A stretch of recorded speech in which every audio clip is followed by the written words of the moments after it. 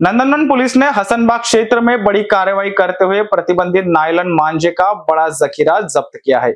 इस कार्रवाई में पुलिस ने करीब 3,74,000 रुपए का मुद्देमाल बरामद किया।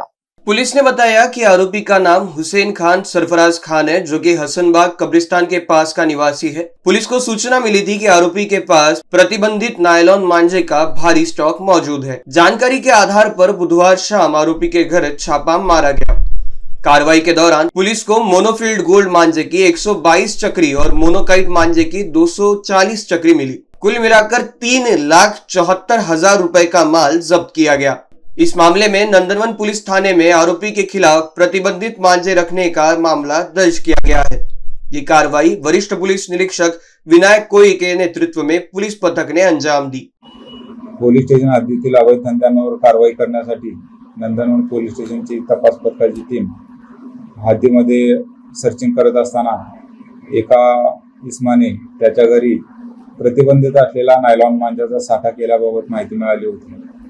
त्या अनुषंगाने आम्ही त्या ठिकाणी रेड केली आणि चेक केले असता त्या ठिकाणी आम्हाला एकूण 432 नायलॉन मांजाच्या प्रतिबंधित असलेल्या नायलॉन मांजाच्या रील्स मिळून आल्या आणि त्या अनुषंगाने आम्ही त्याच्यावर कारवाई केलेली आहे।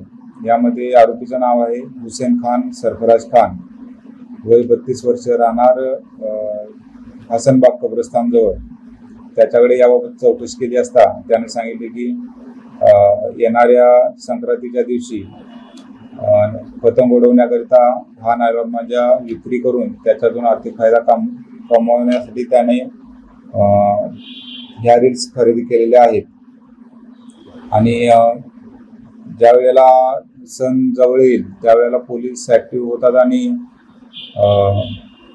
मांजावरती प्रतिबंधित कारवाई किंवा मांजा पकडण्याचे काम चालू होते।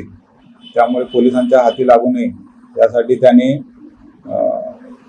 पूर्वीच नायलॉन मांजाचा साठा करून लागेल तसा माल विकण्याचा त्याचा इरादा असल्याचे त्यांनी सांगितले। इन BCN न्यूज के लिए अखिलेश के साथ अभिषेक पानसे की रिपोर्ट।